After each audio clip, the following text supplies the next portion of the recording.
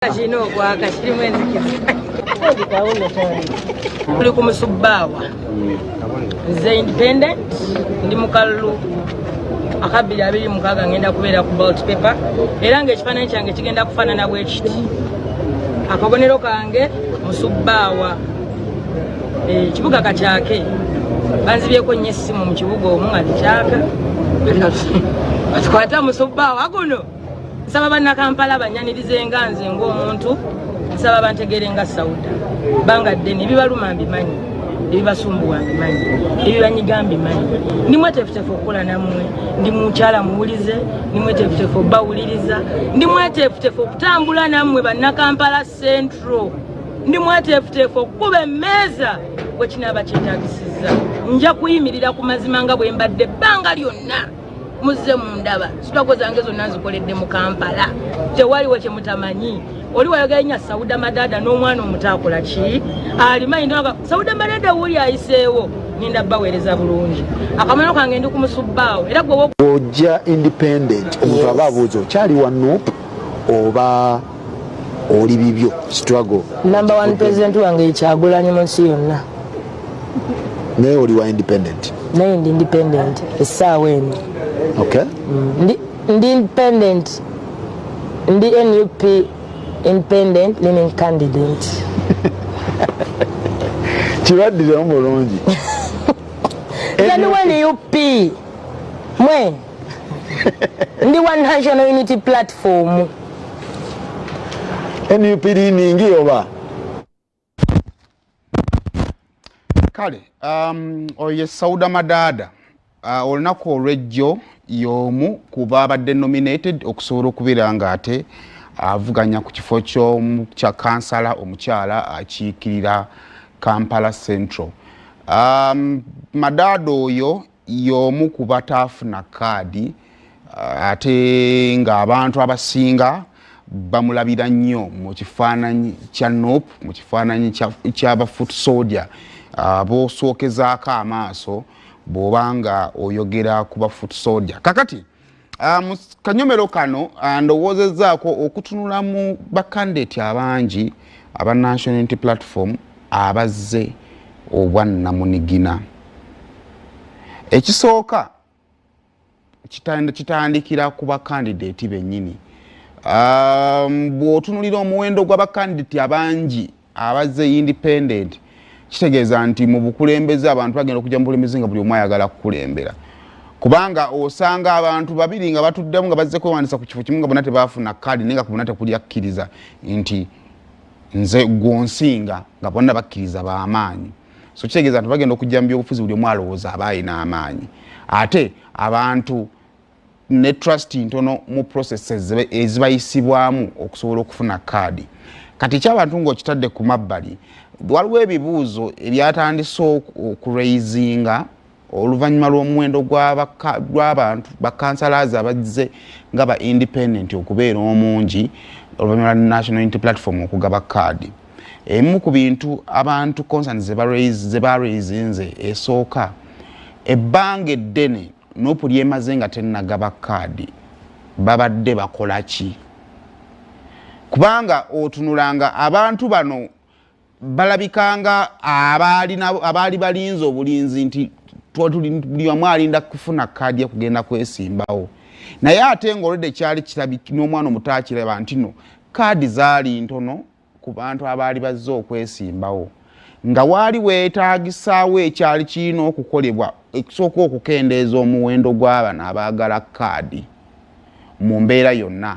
Osobola okwogerezeganya nabo, osobola okukola ekintu kyonna okusobola okukendeeza ku loodi ey'abo abaagala kaadi ate nga tebasobola kugifuna kubanga bangi. Kaadi eri emu kubanga bonna tuba tuwogera kaadi eri emu naye nga kaadi emu yeegalwa abantu 10. Kitegeeza nti ku bantu 10 bw'owaako omu kaadi abantu 9 basigala tebafunye kaadi. Kakati abantu bano 9 obakwasaganyiza otya to make sure nti onoomu gw'owadde kaadi tomukuba.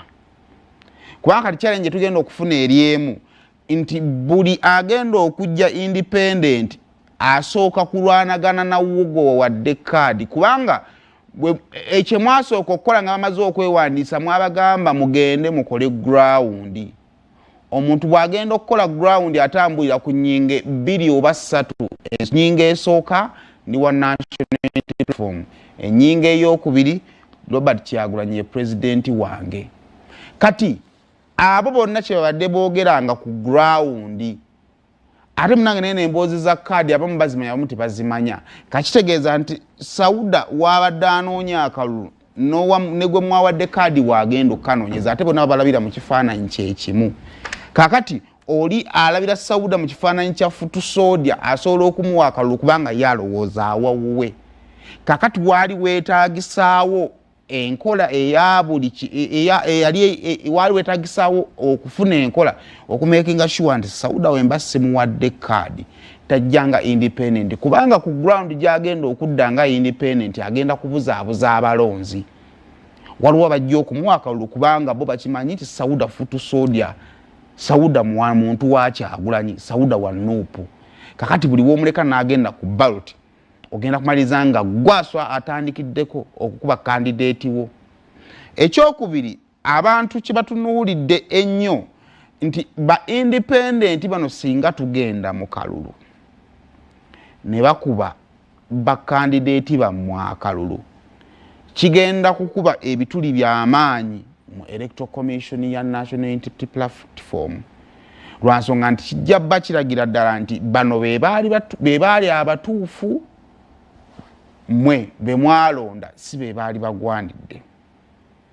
Ekyokusatu ate nga kino nze ku kyange si ky'abantu sigenda kijja ku muntu yenna. Mu kaseera nga abantu nga Sauda Madada tebaweereddwa kaadi, National Unity Platform obukulembeze mutuula butuuzi ne mugamba kati tebamuwadde kaadi katumulinde paka bwaneereeta oba munoonya engeri gye musobola okulikonsayiringa naye oba engeri gye musobola omuyita ne mutuula ne mumulaga obulamu obuli beyond the ticket. Eno ndowooza yange. Lwaki ngamba waki Sauda njagala mutreatinga nga a special case? Abantu bonna ababadde bagezaako okukkakanya National Unity Platform babadde bakozesa Sauda ng'ekyokulabirako nti wobeera mu Nuupu toyogera basauda be boogera nti Nuupu si yabano, Nuupu yaba Sauda. Omuntu watuukira okubeera example ya institution ennene mu bulungi ne mu bubi, omuntu oyo abeera w'amaanyi era omuntu oyo aba representinga kinene. Kyebalaze olina bagamba nti kaadi zino zisobola okubanga ground kyekyo kye yasoma, naye abantu abamu abenkizo abatalina kaadi abatafuna kaadi tebateekebwa bulungi. Kubanga Sauda Madada kifaananyi ky'aba Futusodya bangi abali eyo abandyagadde okubeerako nga ye abalowooza nti ye yakikuba atuuka asembeera n'omunene. Kati Sauda bw'ajja ne yeesimbawo kaadi ne mugisoma nti teriiyo, ezo kaadi ndowooza kunze mubayita ne mbagamba nti twagenze ku ground kaadi obadde ogyagala, naye okusinziira ku research ABCD kirabika kaadi togirina, kirabika ku ground toriiyo. Naye tubadde tulowooza nti tetugenda kuwa kaadi naye ogenda kukola bwoti, naye n'awulira nga is part of the team. Kubanga bano basauda be bandibadde bavaisaazi n'okuwolereza process nti kituufu naffe olaba batumye kaadi naye weetuli. Naye Sauda wabazza independent kigenda kubeera kizibu nnyo okuvaayo okubaako gwo frustrating omulala ataafunye kaadi najja independent naddala wali waggulu we tugenda okwambuka ku kyababaka ba parliament. So wandibaddewo enkola ennambulukufu eri abantu abo be mulowooza nti nno babadde because wadde nga tubeera group of people nga tuli bangi ne mulimu abo bogamba nti ekyamazima tulwanye naye ono alwanye okumala ebbanga oba abaddewo oba nti bonna ba mu nnyumba naye ono y'omu ku baasooka mu nnyumba eno oba ono atukiikirira nnyo okusinga n'abala. Kubanga lwo n'omuntu agamba nti wa Nuupu niweekanga bakazi nogamba pozi naye oli wa Nuupu. Naye waliwo ateetaaga introduction nga ensi buli omu amumanyi nti wa National Unity Platform. Kati bw'obanga kaadi teriiyo nga tugoberera amateeka amatuufu nitugenda ku ground asinga abantu gwe tuwa kaadi, bwe tugenda ku ground neetamusoma engeri gy'omuteekateeka matisi engeri gy'oteekateeka mu bano abalala kati n'abantu abalala abafunye kati waliwo n'abalala abafunye kaadi abaleetera bano abataafunye kaadi okugamba naye mba mwagiwadde gundi nze lwaki temwagimpadde nti obanga Nubian-Lee wamuwadde kaadi ewa Mugambe buli omu gwagamba nti w'amaanyi Sauda Madada nze lwaki tewampadde kati ebibuuzo ebyo gwayina okumuyita n'obyadressing n'omugamba nti kiri bwekiti ne bwekiti ne bwekiti. Ekyokubiri abamu balowooza nti n'abantu nga Sauda Madada nga mukimanyi nti nno bw'ajja mu process n'atafuna kaadi kiyinza okuleetamu okwawukana mu gurupu emu emukkiririzaamu wali tomukkiriza kujja mu kamyufu kwesimbawo onoonya ensonga yonna emulobera okujja okwesimbawo. But tutandika butandisi abazze nga independent bakambwe simayo bamwawuliddeko okuva ennakawa wano ewa Paul Mugambe sombe ku Paul Mugambe oyo abamu banyize bunyizi era ne bagamba Mugambe tulina omugulako olutalo tumuguleko olutalo kuba tulabisa nga tukola tuleete Kifodo nga atakola atatulabise azisomye bubi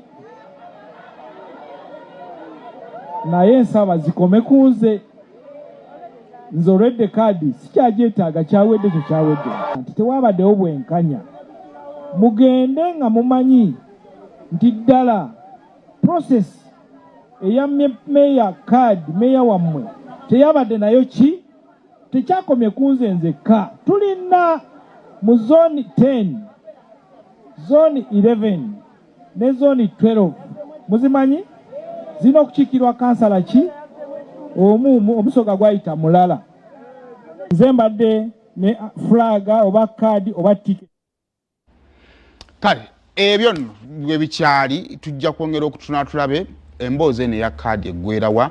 First of all, what are the lessons abakulu ze bayiga mu nsonga eno mukisa omulalo gwa kaadi ezikyaliwo zez'obubaka bwa Parliament singa ebizibu ebyalabiddwa mu kugaba zino biddamu ne bireflecting ate wali awasinga okubeera ow'amaanyi owa Parliament anabeera wa Parliament si w'amaanyi kubanga ate eno wansi bano be banoonyeza bali akalulu kakati twatuuse mu mbeera ng'omubaka wa Parliament agenda kuweebwa kaadi naye nga bakansala balina omuyambako okumobilizinga okuwangula ekifo ky'obubaka bwa Parliament ate tebafunye kaadi nga meya yeesimbyewo naye nga bakansala balina okumuyamba okugenda ku ground okumobilizinga tebaweereddwa kaadi meya n'asigala ng'ali stranded ng'ali awo ng'agamba nti okay nze kaadi ogimpadde naye balina okunyambako okugenda ku ground okumobilizinga abantu oba bakutudde kakati nze ondekeddaani